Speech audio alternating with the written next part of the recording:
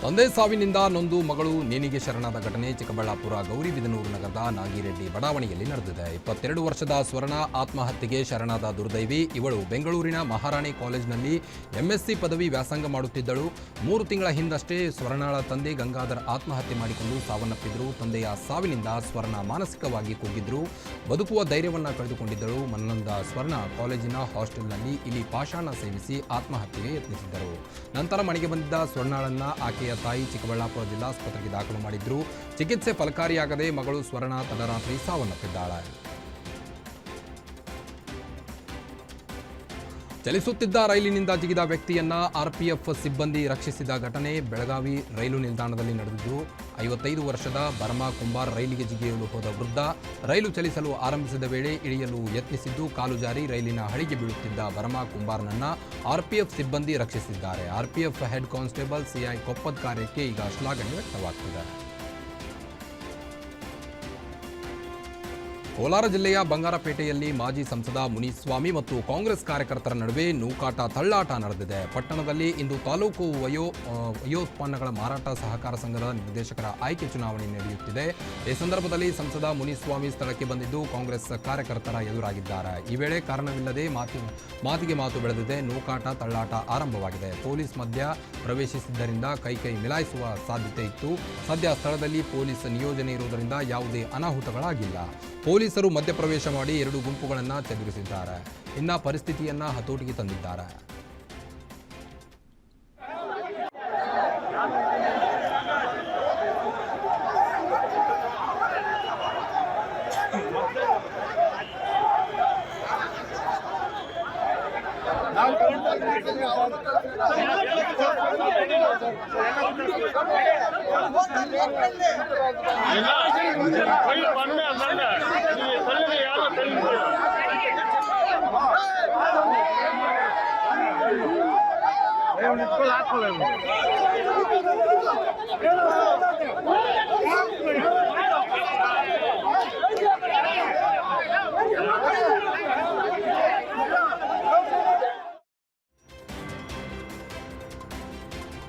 RSS 100 ವರ್ಷದ ಪಥಸಂಚಲನ ಹಿನ್ನೆಲೆ ಧಾರವಾಡದಲ್ಲೂ ಇಡೀ ನಗರ ಕೇಸರಿಮಯವಾಗಿದೆ. ಪ್ರಮುಖ ವೃತ್ತಗಳಲ್ಲಿ ಭಾರತ ಮಾತೆಯ ಭಾವಚಿತ್ರ ಇಡಲಾಗಿದೆ. ಗಾಂಧಿ ಚೌಕ್, ವಿವೇಕಾನಂದ ಸರ್ಕಲ್ ಸೇರಿದಂತೆ ಕೆಸಿಡಿಯವರೆಗೂ ಪಥಸಂಚಲನ ನಡೆಯಿತು. 5,000ಕ್ಕೂ ಹೆಚ್ಚು ಸ್ವಯಂ ಸೇವಕರು ಭಾಗಿಯಾಗಿರುವುದರಿಂದ ಮುನ್ನೆಚ್ಚರಿಕಾ ಕ್ರಮವಾಗಿ ನಗರದಲ್ಲಿ ಪೊಲೀಸ್ ಬಿಗಿ ಬಂದೋಬಸ್ತ್ ನಿಯೋಜಿಸಲಾಗಿದೆ.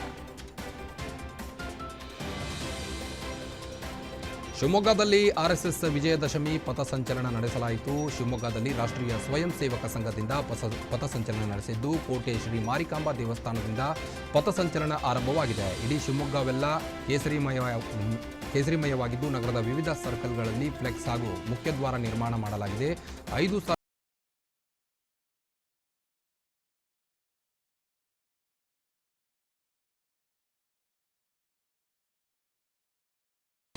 ಆರ್ಎಸ್ಎಸ್ ಶತಮಾನೋತ್ಸವದ ಹಿನ್ನೆಲೆ ಬೀದರ್ ನಗರದಲ್ಲಿ ರಾಷ್ಟ್ರೀಯ ಸ್ವಯಂ ಸೇವಕ ಸಂಘದ ಪಥಸಂಚಲನ ನಡೆಸಲಾಯಿತು. ನಗರದ ಸರಸ್ವತಿ ವಿದ್ಯಾಮಂದಿರದಿಂದ ಪಥಸಂಚಲನ ಆರಂಭವಾಗಿ ಅಂಬೇಡ್ಕರ್ ಸರ್ಕಲ್, ಕ್ರಾಂತಿ ಗಣೇಶ್, ಶಹಾಗಂಜ್, ಚೌಬರ, ವನವಾಸಿ, ರಾಮಮಂದಿರ, ಬಸವೇಶ್ವರ ವೃತ್ತ, ಭಗತ್ ಸಿಂಗ್ ವೃತ್ತ ಮಾರ್ಗವಾಗಿ ಸಂಚರಿಸಿದರು.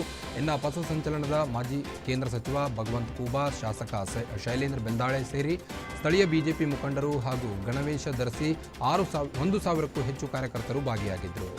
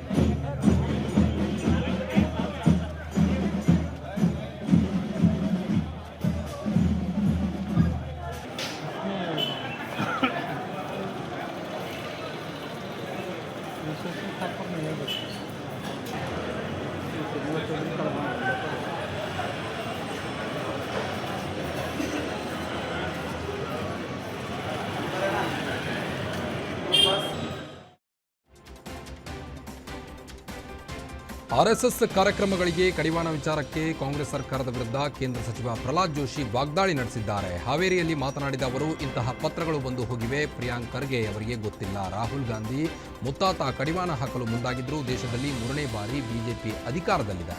ಒಂದು ವೇಳೆ ಬ್ಯಾನ್ ಮಾಡಿದ್ರೆ ನಾವು ಸುಮ್ಮನೆ ಇರಲ್ಲ.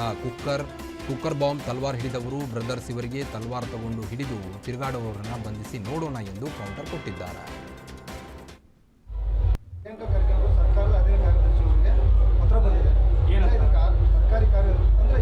ಸರ್ಕಾರಿ ಜಾಗಗಳು, ಸರ್ಕಾರಿ ಮೈದಾನಗಳಲ್ಲಿ ಆಚರಣೆ ಮಾಡಬಾರ್ದು, ಆರ್ಎಸ್ಎಸ್ ಕಾರ್ಯಕ್ರಮಗಳು ನಡೀಬಾರ್ದು, ಅವಕ್ಕೆ ನಿರ್ಬಂಧ ಹಾಕಬೇಕು ಅನ್ನೋಂಥ ನಿಟ್ಟಿನಲ್ಲಿ ನೋಡ್ರಿ, ಇಂಥವು ಭಾಳ ಎಲ್ಲ ಸರ್ಕ್ಯುಲರ್ ಹಿಂದೆ ಬಂದು ಹೋಗ್ಯಾವ. ನಮ್ಮ ಪ್ರಿಯಾಂಕಾ ಖರ್ಗೆ ಅವ್ರಿಗೆ ಬಹುತೇಕ ಗೊತ್ತಿಲ್ಲ ಅಂತ ಕಾಣ್ತದ. ಇವರ ಮುತ್ತಾತ ಅಂದ್ರೆ ನಮ್ಮ ಖರ್ಗೆ ಸಾಹೇಬ್ರ ಅವರೇ ಅತ್ಯಂತ ದೊಡ್ಡ ಪ್ರಮಾಣದಲ್ಲಿ ಆಕ್ರಮಣಕ್ಕೆ ಒಳಗಾಗಿದ್ದರು ಅನ್ನೋದು ಒಂದು. ಎರಡನೇದು, ಇವರೇನು ರಾಹುಲ್ ಗಾಂಧಿನ ಭಾರಿ ದೊಡ್ಡ ನಮ್ಮ ಲೀಡರ್ ಅಂತ ಹೇಳಿ ಅಂದ್ಕೊಳ್ತಾರಲ್ಲ, ಆ ರಾಹುಲ್ ಗಾಂಧಿಯ ಮುತ್ತಜ್ಜ ಸಂಘದ ಮೇಲೆ ನಿರ್ಬಂಧ. ಸರ್ಕಾರ ಆಕಾಂಕ್ಷಿಗಳಿಗೆ ಉದ್ಯೋಗ ನೀಡಲು ಆಗ್ರಹಿಸಿ ತುಮಕೂರು ಜಿಲ್ಲಾ ಸರ್ಕಾರಿ ಉದ್ಯೋಗ ಆಕಾಂಕ್ಷಿಗಳ ಹೋರಾಟ ಸಮಿತಿ ಹಮ್ಮಿಕೊಂಡಿದ್ದ ಪ್ರತಿಭಟನೆ ಹತ್ತಿಕ್ಕುವ ವೇಳೆ ಸುಮಾರು ತುಮಕೂರು ಡಿವೈಎಸ್ಪಿ ಚಂದ್ರಶೇಖರ್ ನಾಲಿಗೆ ಹರಿಬಿಟ್ಟಿದ್ದಾರೆ. ಜಿಲ್ಲಾಧಿಕಾರಿ ಕಚೇರಿ ಮುಂಭಾಗದಲ್ಲಿ ಪ್ರತಿಭಟಿಸುತ್ತಿದ್ದ ಉದ್ಯೋಗಾಂಕ್ಷಿಗಳು ಹಾಗೂ ಜಿಲ್ಲಾಧಿಕಾರಿ ಕಚೇರಿಯಲ್ಲಿ ಸಭೆ ನಡೆಸುತ್ತಿದ್ದ ಗೃಹ ಸಚಿವರು ತಮ್ಮ ಅಹವಾಲು ಸ್ವೀಕರಿಸಬೇಕೆಂದು ಪಟ್ಟು ಹಿಡಿದರು. ಈ ವೇಳೆ ಪ್ರತಿಭಟನಾ ನಿರತರನ್ನ ಚದುರಿಸುವ ವೇಳೆ ಅವಾಚ್ಯ ಶಬ್ದಗಳಿಂದ ನಿಂದಿಸಿದ್ದಾರೆ ಎನ್ನುವ ಆರೋಪ ಕೇಳಿಬಂದಿದೆ. ಪೊಲೀಸರ ವರ್ತನೆಗೆ ಪ್ರಜ್ಞಾವಂತ ಸಮುದಾಯ ಹಾಗೂ ಪ್ರತಿಭಟನಾಕಾರರು ಆಕ್ರೋಶವನ್ನು ವ್ಯಕ್ತಪಡಿಸಿದ್ದಾರೆ. ಸದ್ಯ ಅವಾಚ್ಯ ಶಬ್ದಗಳಿಂದ ನಿಂದಿಸಿದ್ದಾರೆ ಎನ್ನಲಾದ ವಿಡಿಯೋ ಭಾರಿ ವೈರಲ್ ಆಗ್ತಿದೆ.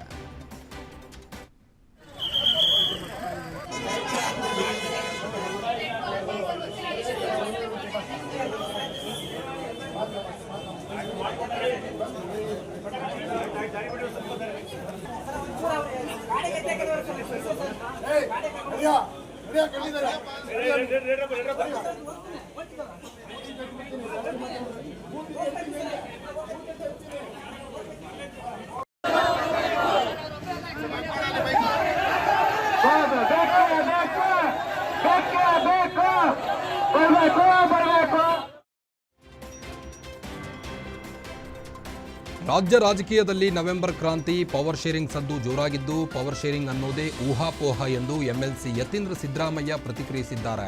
ರಾಯಚೂರಿನಲ್ಲಿ ಮಾತನಾಡಿದ ಅವರು, ನಿಜವಾಗ್ಲೂ ಮಾತುಕತೆ ಏನು ನಡೆದಿದೆ ಯಾರಿಗೂ ಗೊತ್ತಿಲ್ಲ. ಎಲ್ಲರೂ ಊಹಾಪೋಹದ ಆಧಾರದಲ್ಲಿ ಹೇಳ್ತಿರ್ತಾರೆ. ನನಗೆ ಗೊತ್ತಿರೋ ಹಾಗೆ ಅಧಿಕಾರ ಹಂಚಿಕೆ ಬಗ್ಗೆ ಚರ್ಚೆಯಾಗಿಲ್ಲ. ಸಿಎಂ ಪದವಿಗೆ ಅರ್ಹರು ನಮ್ಮ ಪಕ್ಷದಲ್ಲಿ ಬೇಕಾದಷ್ಟು ಜನ ಇದ್ದಾರೆ. ಹಾಗಾಗಿ ಆಗ ಕ್ಲೇಮ್ ಮಾಡ್ತಿರ್ತಾರೆ, ಅದರಲ್ಲೇನೂ ತಪ್ಪಿಲ್ಲ ಎಂದು ಹೇಳಿದರು. ಸಚಿವ ಸಂಪುಟ ಸರ್ಜರಿ ಆಗುತ್ತೆ ಅಂತ ಅದು ಆಗುತ್ತೆ ಅಂತ ಹೇಳಿದ್ದಾರೆ. ಈಗಾಗಲೇ ಕೆಲವು ಹಿರಿಯ ಸಚಿವರುಗಳು ಕೂಡ ಹೇಳಿದ್ದಾರೆ ಮತ್ತು ಮುಖ್ಯಮಂತ್ರಿಗಳು ಸೂಚ್ಯವಾಗಿ ಹೇಳಿದ್ದಾರೆ. ಸೊ ಬಹುಶಃ ಆಗುತ್ತೆ ಡಿಸೆಂಬರ್.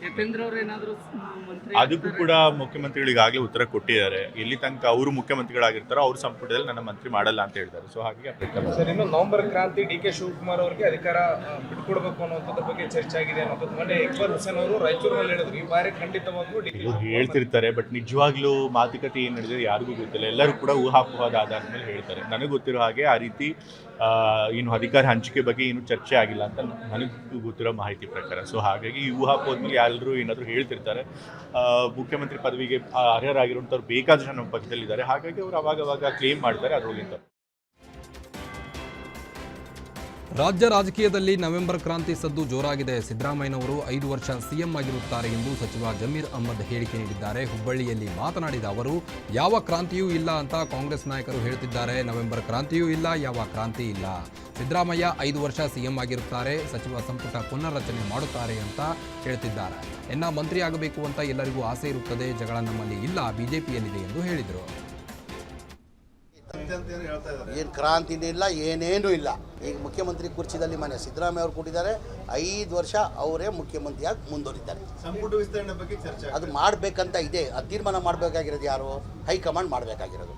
ಏನೋ ನವೆಂಬರಲ್ಲಿ ಮಾಡ್ತಾರಂತ ಸುದ್ದಿ ಇದೆ. ವಿಸ್ತರಣೆ ಪುನರ್ರಚನೆ ಸರ್, ರೀಶಫಲ್ ಮಾಡ್ತಾರೆ. ಸ್ವಲ್ಪ ಜನಕ್ಕೆ ಹೊಸ ಮುಖ ತೊಗೊಳ್ಬೇಕಂತ ತೀರ್ಮಾನ ತೊಗೊಳ್ತಾರಂತ ಒಂದು ಸುದ್ದಿ ಇದೆ. ಅದು ಹೈಕಮಾಂಡ್ ಸಹಜ, ಅದು ಎಲ್ಲರಿಗೂ ಆಸೆ ಇರ್ತದೆ. ಎಲ್ಲ ಮೂರು ಬಾರಿ ನಿಮಗೆಲ್ಲ ಗೊತ್ತಿದ್ದಂಗೆ 140 ಜನರಲ್ಲಿ ಒಂದು ಅರ್ಧಕ್ಕಿಂತ ಜಾಸ್ತಿ 3 ಬಾರಿ 4 ಬಾರಿ ಗೆದ್ದವರು MLAಗಳಿದ್ದಾರೆ. ಅವ್ರಿಗೂ ಒಂದು ಆಸೆ ಇರ್ತದೆ, ನಮಗೂ ಒಂದು ಅವಕಾಶ ಸಿಗಬೇಕು, ನಾವು ಒಂದು ಮಂತ್ರಿ ಆಗಬೇಕಂತ ಎಲ್ಲರಿಗೂ ಆಸೆ ಇರ್ತದೆ. ಕಾಂಗ್ರೆಸ್ನಲ್ಲಿ ಒಳ ಜಗಳ ಆರಂಭವಾಗಿದೆ. ಏನೇನು ನಮ್ಮಲ್ಲಿ ಏನೇನು ಜಗಳ ಇಲ್ಲ. ಜಗಳ ಇರೋದು ನನಗೆ ಡಿಸೆಂಬರ್ನಲ್ಲಿ ಶುಕ್ರದಶೆ ಪ್ರಾರಂಭವಾಗಲಿದೆ ಎನ್ನುವ ಮೂಲಕ ನೂತನ ಸಂಪುಟ ಪುನರ್ರಚನೆ ಬಗ್ಗೆ ಶಾಸಕ ಲಕ್ಷ್ಮಣ್ ಸವದಿ ಪರೋಕ್ಷವಾಗಿ ಸುಳಿವು ನೀಡಿದ್ದಾರೆ. ಬೆಳಗಾವಿಯಲ್ಲಿ ಮಾತನಾಡಿದ ಅವರು, ನನಗೆ ಡಿಸೆಂಬರ್ನಲ್ಲಿ ಶುಕ್ರದಶೆ ಪ್ರಾರಂಭವಾಗಲಿದೆ. ಡಿಸೆಂಬರ್ನಲ್ಲಿ ಸಹಕಾರ ಮಂತ್ರಿಯಾಗುವುದು ಬಹುತೇಕ ಫಿಕ್ಸ್ ಆಗಿದೆ. ರೈತರಿಗೆ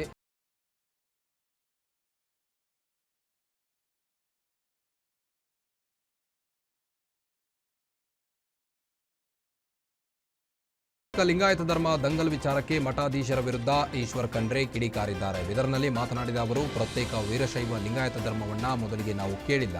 ಸ್ವತಂತ್ರ ಪೂರ್ವದಿಂದಲೂ ಪ್ರತ್ಯೇಕ ಧರ್ಮದ ಕೂಗು ಇದೆ. ಈ ವಿಚಾರದಲ್ಲಿ ಅಪಪ್ರಚಾರ ಮಾಡಿ ವೈರತ್ವ ಮೂಡಿಸುತ್ತಿದ್ದಾರೆ. ಸಮಾಜವನ್ನ ಸ್ವಾರ್ಥಕ್ಕಾಗಿ ಯಾವತ್ತಿಗೂ ನಾವು ಬೆಳೆಸಿಕೊಳ್ತಿಲ್ಲ. ನೀವು ಒಂದು ಕಡೆ ಸೇರಿ ಎಲ್ಲರಿಗೂ ಆಹ್ವಾನ ನೀಡಿ ಎಂದು ವೇದಿಕೆ ಸಿದ್ಧಪಡಿಸಿ ಎಲ್ಲರೂ ಒಗ್ಗಟ್ಟಾಗಿ ಒಮ್ಮನಸ್ಸಿನಿಂದ ಪ್ರತ್ಯೇಕ ಧರ್ಮ ಪ್ರಸ್ತಾವನೆ ಕಳುಹಿಸಿ ಪೂಜ್ಯರು ಸ್ವಾಮೀಜಿಗಳು ಒಂದು ಕಡೆ ಸೇರಿ ನಿರ್ಣಯ ಮಾಡಿ ಹೇಳಿದರು. ಪ್ರಸ್ತಾಪ ಮಾಡುವಂಥದ್ದು ನಂದೇನು ಉದ್ದೇಶ ಇರಲಿಲ್ಲ. ಈಗಾಗಲೇ ಪ್ರಸ್ತಾಪ ಮಾಡಿದ್ದಾರೆ. ನಾವು ವೀರಶೈವ ಲಿಂಗಾಯತ ಪ್ರತ್ಯೇಕ ಧರ್ಮ ಅಂತ ಕಳಿಸಿದ್ದೀವಿ ಅಂತ ಹೇಳಿದ್ರು. ನಾವು ಅಂತಲ್ಲ, ಅಖಿಲ ಭಾರತ ವೀರಶೈವ ಮಹಾಸಭೆ ವತಿಯಿಂದ 1940ರಲ್ಲೇ ಪೂಜ್ಯ ಮಾತಾಜಿಯವರು ಇದ್ದಾಗಿ ಹಿಡ್ಕೊಂಡೇ ಪ್ರತ್ಯೇಕ ಧರ್ಮ ಕೇಳಬೇಕು ಅನ್ನೋಂಥದ್ದು ಒಂದು ಬೇಡಿಕೆ ಸ್ವಾತಂತ್ರ್ಯ ಪೂರ್ವದಿಂದಲೇ ಬಂದಂಥದ್ದು. ನಿಮ್ಮ ಗಮನಕ್ಕೆ ಇರಲಿ. ಬಹಳ ಜನ ಇದನ್ನು ಅಪಪ್ರಚಾರ ಮಾಡುವಂಥದ್ದು, ಪರಸ್ಪರ ವೈರತ್ವ ಅಥವಾ ಭಿನ್ನಾಭಿಪ್ರಾಯ ಮೂಡಿಸ್ಲಿಕ್ಕೆ ಪ್ರಯತ್ನ ಮಾಡ್ತಕ್ಕಿರ್ತಕ್ಕಂಥದ್ದು ಬಹಳ ಜನರಿಗೆ ಭಕ್ತಾದಿಗಳಿಗೆ ಗೊತ್ತಿಲ್ಲ. 2000 ಇಸ್ವಿಯಲ್ಲಿ ಎಲ್ಲರೂ ಸೇರಿನೇ ಮತ್ತೊಮ್ಮೆ ಹಾಸನಾಂಬೆ ದರ್ಶನದ ವೇಳೆ ಕರ್ತವ್ಯ ಲೋಪ ಆರೋಪ ಕೇಳಿ ಬಂದ ಹಿನ್ನೆಲೆ 4 ಕಂದಾಯ ಇಲಾಖೆ ಸಿಬ್ಬಂದಿಯನ್ನ ಅಮಾನತು ಮಾಡಲಾಗಿದೆ. ಗೋಲ್ಡ್ ಕಾರ್ಡ್ ಕೌಂಟರ್ನಲ್ಲಿ ಕಾರ್ಡ್ ಸ್ಕ್ಯಾನ್ ಮಾಡದೆ ಭಕ್ತರನ್ನ ಒಳಬಿಟ್ಟ ಆರೋಪಕ್ಕೆ 2 ಗ್ರಾಮ ಲೆಕ್ಕಾಧಿಕಾರಿ ಹಾಗೂ 2 ರಾಜಸ್ವ ನಿರೀಕ್ಷಕರನ್ನ ಅಮಾನತು ಮಾಡಿ ಡಿಸಿ ಲತಾ ಕುಮಾರಿ ಆದೇಶ ನೀಡಿದ್ದಾರೆ. ಆರ್ಐಗಳಾದ ಗೋವಿಂದರಾಜ್ ಹಾಗೂ ಯೋಗಾನಂದ್ ವಿಎಗಳಾದ ಸಂತೋಷ್ ಅಂಬಿಗರ್ ಹಾಗೂ ಶಿರಾಜ್ ಮಹಿಮಾ ಪಟೇಲ್ನನ್ನ ಅಮಾನತುಗೊಳಿಸಲಾಗಿದೆ. ಮೊದಲ ದಿನ ಕೂಡ ಕರ್ತವ್ಯ ಐಡಿ ಕಾರ್ಡ್ ದುರುಪಯೋಗ ಆರೋಪದಲ್ಲಿ 2 ವಾರ್ಡನ್ಗಳನ್ನು ಡಿಸಿ ಲತಾ ಕುಮಾರಿ ಅಮಾನತು ಮಾಡಿ ಆದೇಶವನ್ನು ಹೊರಡಿಸಿದ್ದಾರೆ. ಹುಬ್ಬಳ್ಳಿಯಲ್ಲಿ ರಸ್ತೆ ಗುಂಡಿಗಳನ್ನು ಮುಚ್ಚಿ ಲೋಹಿಯಾ ನಗರ ನಿವಾಸಿಗಳು ಮಾದರಿಯಾಗಿದ್ದಾರೆ. ಹುಬ್ಬಳ್ಳಿಯಲ್ಲಿ ರಸ್ತೆಗಳು ಸಂಪೂರ್ಣ ಹಾಳಾಗಿದ್ದು ಯಾವ ರಸ್ತೆಗೆ ಹೋದರೂ ತಗ್ಗು ಗುಂಡಿಗಳು ಧೂಳಿನದ್ದೇ ಕಾರುಬಾರಾಗಿದೆ. ಇದಕ್ಕೆ ರೋಸಿ ಹೋದ ಅಲ್ಲಿನ ನಿವಾಸಿಗಳೇ ತಮ್ಮ ನಗರದ ರಸ್ತೆಗೆ ಮಣ್ಣು ಹಾಕಿ ಸರಿಪಡಿಸಿಕೊಂಡಿದ್ದಾರೆ. ಹುಬ್ಬಳ್ಳಿ ಧಾರವಾಡದಲ್ಲಿ ಸ್ಮಾರ್ಟ್ ಸಿಟಿ ಫ್ಲೈಓವರ್ ಕಾಮಗಾರಿಗಳು ನಡೆಯುತ್ತಿದ್ದು ನಗರದ ರಸ್ತೆಗಳು ಇದರ ತದ್ವಿರುದ್ಧವಾಗಿವೆ. ಜನಸಾಮಾನ್ಯರು ಪ್ರತಿದಿನ ಜನಪ್ರತಿನಿಧಿಗಳ ವಿರುದ್ಧ ಕಿಡಿಕಾರುವಂತಾಗಿದೆ. ಅದರಂತೆ ಲೋಹಿಯಾ ನಗರದ ಪ್ರಮುಖ ರಸ್ತೆ ಹದಗೆಟ್ಟು ಹಲವು ವರ್ಷಗಳು ಕಳೆದು ಹೋಗಿವೆ. ಈ ಬಗ್ಗೆ ಸ್ಥಳೀಯರು ಹಲವು ಬಾರಿ ಬಿಜೆಪಿ ಸ್ಥಳೀಯ ಕಾರ್ಪೊರೇಟರ್ ಸೇರಿ ಸಂಬಂಧಪಟ್ಟ ಪಾಲಿಕೆ ಅಧಿಕಾರಿಗಳಿಗೆ ಮನವಿ ಸಲ್ಲಿಸಿದ್ದಾರೆ. ಆದರೂ ಯಾವುದೇ ಪ್ರಯೋಜನವಾಗಿಲ್ಲ.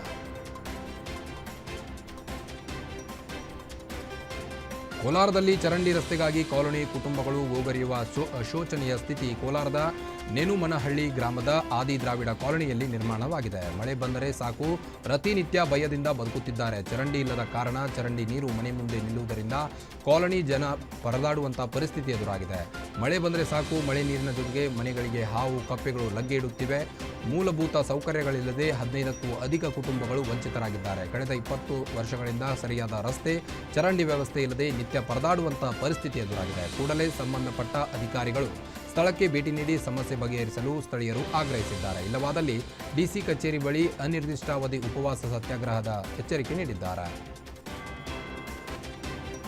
ವಿವಿಧ ಬೇಡಿಕೆಗಳನ್ನು ಈಡೇರಿಸುವಂತೆ ಒತ್ತಾಯಿಸಿ ಜಂಟಿ ಹೋರಾಟ ಸಮಿತಿ ವತಿಯಿಂದ ನಾಳೆ ಕಲಬುರಗಿ ಜಿಲ್ಲೆ ಬಂದ್ಗೆ ಕರೆ ನೀಡಲಾಗಿದೆ. ನೆರೆ ಹಾನಿಗೆ ತುತ್ತಾದ ಕಲಬುರಗಿ ಜಿಲ್ಲೆಗೆ 5,000 ಕೋಟಿ ವಿಶೇಷ ಪ್ಯಾಕೇಜ್ ಘೋಷಣೆ ಮಾಡಬೇಕು. ರೈತರ ಸಂಪೂರ್ಣ ಸಾಲ ಮನ್ನಾ ಹಾಗೂ ವಿವಿಧ ಬೇಡಿಕೆಗಳ ಈಡೇರಿಕೆಗೆ ಆಗ್ರಹಿಸಿ ಕಲಬುರಗಿ ಬಂದ್ಗೆ ಕರೆ ನೀಡಲಾಗಿದೆ.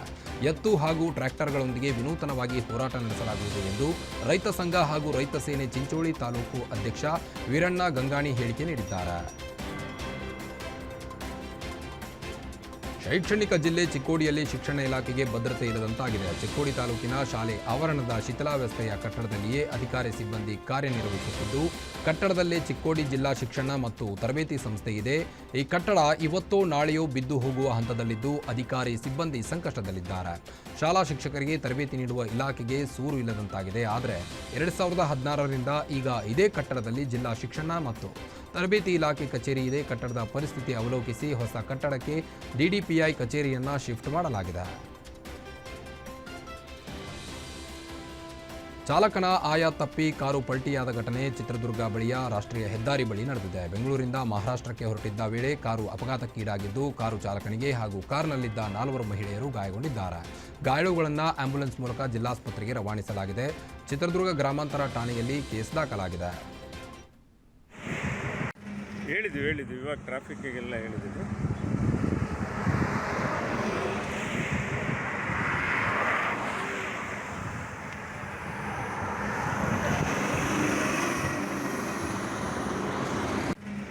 ಹೇಳಿದ್ವಿ ಇವಾಗ ಟ್ರಾಫಿಕ್ಗೆಲ್ಲ ಹೇಳಿದ್ವಿ.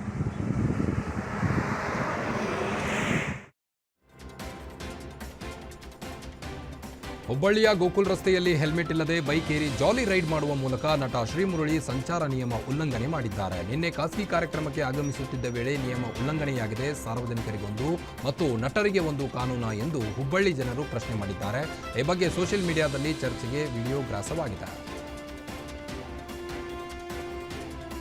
ಆಟ ಆಡುವ ವೇಳೆ ನಾಲೆಯಲ್ಲಿ ಬಿದ್ದು ಬಾಲಕ ಕೊಚ್ಚಿ ಹೋದ ಘಟನೆ ದಾವಣಗೆರೆಯ ಆವರಗೆರೆ ಗೋಶಾಲೆ ಬಳಿ ಭದ್ರಾ ನಾಲೆಯಲ್ಲಿ ದುರ್ಘಟನೆ ನಡೆದಿದೆ. 3ನೇ ತರಗತಿ ಓದುತ್ತಿರುವ ಮನೋಜ್ ನೀರಿನಲ್ಲಿ ಕೊಚ್ಚಿ ಹೋದ ಬಾಲಕ ಆಟೋ ತೊಳೆಯಲೆಂದು ಸಂಬಂಧಿಯೊಬ್ಬರ ಜೊತೆಗೆ ನಾಲೆಗೆ ಹೋಗಿದ್ದನು. ಈ ವೇಳೆ ನಾಲೆ ಬಳಿ ಆಟವಾಡುತ್ತಿದ್ದಾಗ ದುರ್ಘಟನೆ ಸಂಭವಿಸಿದೆ. ಸ್ಥಳಕ್ಕೆ ಅಗ್ನಿಶಾಮಕ ದಳ ಹಾಗೂ ಈಜುಗಾರರ ಮೂಲಕ ಶೋಧ ಕಾರ್ಯಾಚರಣೆ ಮುಂದುವರೆದಿದೆ. ದಾವಣಗೆರೆ ಗ್ರಾಮಾಂತರ ಠಾಣೆಯಲ್ಲಿ ಕೇಸ್ ದಾಖಲಾಗಿದೆ. ಮಕ್ಕಳಾಗಿಲ್ಲ ಎಂಬ ಕಾರಣಕ್ಕೆ ಮನನೊಂದು ಗೃಹಿಣಿಯೊಬ್ಬರು ಆತ್ಮಹತ್ಯೆಗೆ ಶರಣಾಗಿದ್ದಾರೆ. ನೆಲಮಂಗಲದ ಕಿತ್ತನಹಳ್ಳಿ ಗ್ರಾಮದಲ್ಲಿ ಘಟನೆ ನಡೆದಿದ್ದು, ಇನ್ನು ಸೌಭಾಗ್ಯ ನಂಜುಂಡಾರಾಧ್ಯರನ್ನ ಮದುವೆಯಾಗಿ 10 ವರ್ಷ ಕಳೆದಿದ್ದರೂ ಮಕ್ಕಳಾಗಿರಲಿಲ್ಲ. ಮಕ್ಕಳಿಗಾಗಿ ಹಲವರು ದೇವಸ್ಥಾನಗಳನ್ನು ಸುತ್ತಿದ್ದರೂ ಯಾವುದೇ ಪ್ರಯೋಜನವಾಗಿಲ್ಲ. ಈ ವಿಷಯಕ್ಕೆ ಪತಿಯ ಜೊತೆಗೂ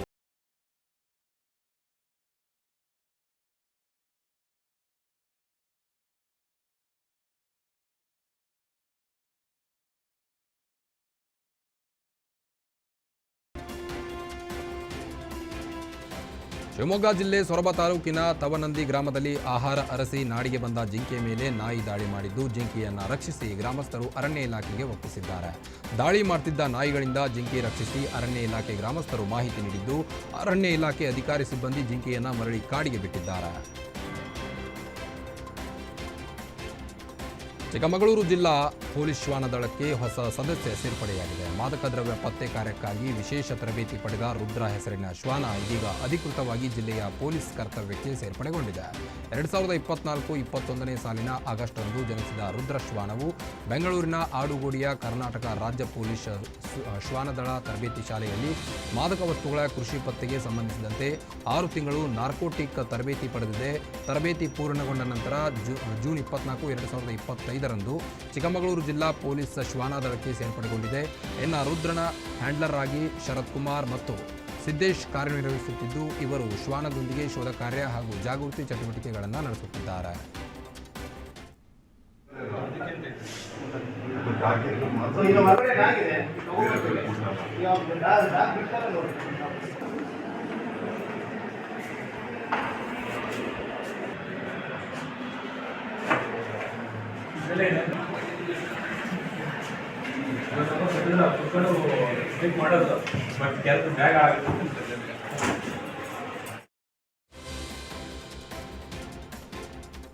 ಮಳೆ ನಿಂತರೂ ಯಾದಗಿರಿ ಜಿಲ್ಲೆಯ ರೈತರಿಗೆ ಸಂಕಷ್ಟ ಮಾತ್ರ ತಪ್ಪುತ್ತಿಲ್ಲ. ತೇವಾಂಶ ಹೆಚ್ಚಾದ ಹಿನ್ನೆಲೆ ತೋಟಗಾರಿಕೆ ಬೆಳೆಗಳಾದ ಹಾಗಲಕಾಯಿ, ಬೆಂಡಿಕಾಯಿ, ಹಾಗಲಕಾಯಿ ಸೇರಿದಂತೆ ಹಲವು ಬೆಳೆಗಳು ಕೊಳೆಯುವ ಸ್ಥಿತಿ ತಲುಪಿವೆ. ಯಾದಗಿರಿ ತಾಲೂಕಿನ ಶೆಟ್ಟಿಗೇರ ಗ್ರಾಮದ ರೈತ ಮಹಿಳೆಯೊಬ್ಬರು 2 ಲಕ್ಷಕ್ಕೂ ಹೆಚ್ಚು ಹಣ ಖರ್ಚು ಮಾಡಿ 4 ಎಕರೆ ಭೂಮಿಯಲ್ಲಿ ವಿವಿಧ ತರಕಾರಿ ಬೆಳೆದಿದ್ದರೂ ಹೆಚ್ಚಿನ ಮಳೆಯಾಗಿದ್ದರಿಂದ ಬೆಳೆದ ಬೆಳೆಯೆಲ್ಲ ಕೈ ಸೇರದೆ ಕಂಗಾಲಾಗಿದ್ದಾರೆ.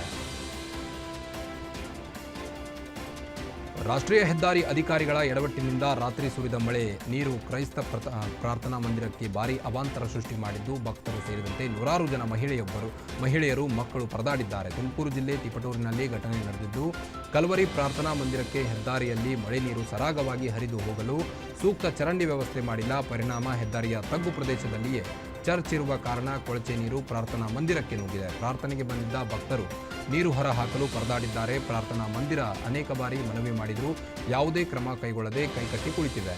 ಹೆದ್ದಾರಿ ಅಧಿಕಾರಿಗಳು ಹಾಗೂ ಜಿಲ್ಲಾಧಿಕಾರಿಗಳು ತಕ್ಷಣ ಸೂಕ್ತ ಕ್ರಮ ಕೈಗೊಳ್ಳಬೇಕು ಎಂದು ಕಲ್ವರಿ ಪ್ರಾರ್ಥನಾ ಮಂದಿರದ ಧರ್ಮಾಧಿಕಾರಿ ಫಾಸ್ಟರ್ ಜಾಯ್ ಜಾಕೇಬ್ ಒತ್ತಾಯಿಸಿದ್ದಾರೆ.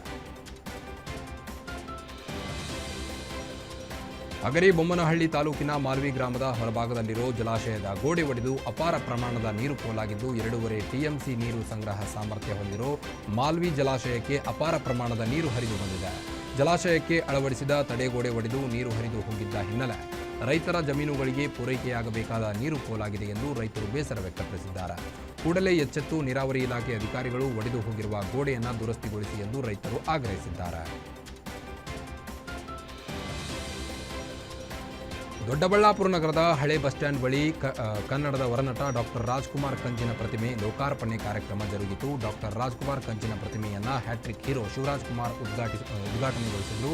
ಕಾರ್ಯಕ್ರಮದಲ್ಲಿ ಗೀತಾ ಶಿವರಾಜ್ ಕುಮಾರ್ ಕೂಡ ಉಪಸ್ಥಿತರಿದ್ದರು. ತಾಲೂಕು ಡಾಕ್ಟರ್ ಶಿವರಾಜ್ ಕುಮಾರ್ ಕನ್ನಡ ಸೇನಾ ಸಮಿತಿಯವರಿಂದ ಪ್ರತಿಮೆ ಪುನರ್ ಪ್ರತಿಷ್ಠಾಪನೆಯಾಗಿದೆ.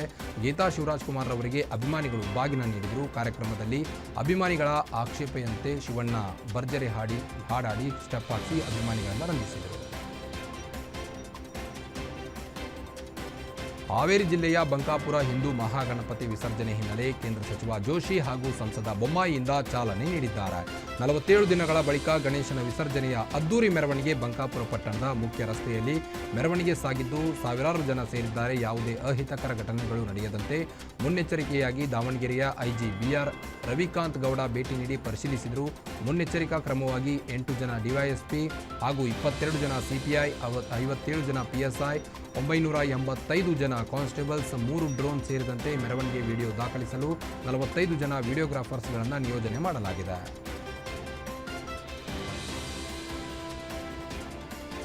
ಹಾಸನದ ಪ್ರಸಿದ್ಧ ದೇವತೆ ಹಾಸನಾಂಬೆ ದೇವಿ ಜಾತ್ರಾ ಮಹೋತ್ಸವ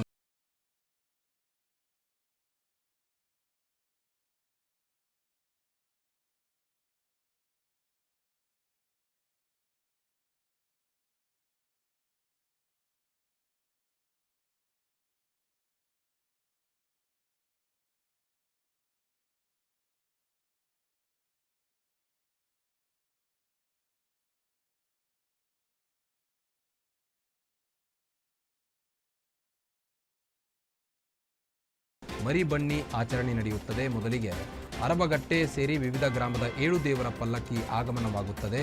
ನಂತರ ಒಬ್ಬರ ಕೈ ಒಬ್ಬರು ಹಿಡಿದುಕೊಂಡು ಅಪಾಯಕಾರಿ ರಸ್ತೆಯಲ್ಲಿ ಹೆಗಲ ಮೇಲೆ ವೀರದೇವರ ಭಾರವಾದ ಪಲ್ಲಕ್ಕಿ ಹೊತ್ತು ಬೆಟ್ಟ ಹತ್ತಿ ದೇವರ ಕೃಪೆಗೆ ಪಾತ್ರರಾದರು.